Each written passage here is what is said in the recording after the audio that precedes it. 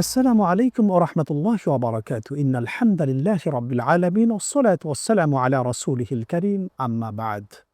পবিত্র মাহে রমজান উপলক্ষে বাংলা টিভির নিয়মিত আয়োজন দারুস সুন্নাহ ইন্টারন্যাশনাল মাদ্রাসা নিবেদিত কল্যাণময় সাহরি অনুষ্ঠানে আপনাদের সবাইকে আমন্ত্রণ জানাচ্ছি। আমি মুফতি মোহাম্মদ সিদ্দিকুর রহমান সরকার। দর্শক, আশা করি সকলে ভালো আছেন, সুস্থ আছেন। এই কামনায় শুরু করছি আপনাদের প্রিয় অনুষ্ঠান কল্যাণময় সাহরি। দর্শক, আজ কথা বলবো পাক ভারত উপমহাদেশে ইসলাম প্রচারে আউলিয়া কেরামগণের ভূমিকা। এই বিষয়ে যারা কথা বলবেন, চলুন তাদের সাথে আপনাদের পরিচয় করিয়ে দিই।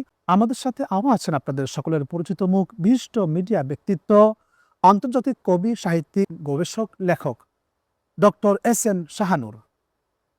আসসালামু আলাইকুম ওয়া রাহমাতুল্লাহি ওয়া বারাকাতুহু।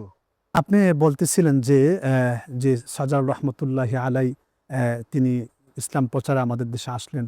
এরপর থেকে যদি আপনি বলেন যে আপনার যে জন্মভূমি যেখানে ব্রাহ্মণবাড়িয়া, সেখানে আল্লাহর কোনো ওলি আছেন কিনা, তার সম্পর্কে আপনার কোনো অভিমত আছে কিনা? ধন্যবাদ আপনাকে। উলিয়াগণ বাংলাদেশের কথা যদি আমরা বলি, বাংলাদেশের প্রতিটি জেলায়, প্রতিটি উপজেলায় কিন্তু উলিয়াগণ শুয়ে আছেন এবং তাদের বদৌলতে, তাদের পুণ্য কর্মের ফজিলতের কারণেই কিন্তু আমাদের মতো গুনাহগার বান্দা যারা আমরা ইসলাম পেয়েছি এবং আমরা এখনো এই শান্তিতে এই বাংলাদেশে বসবাস করছি।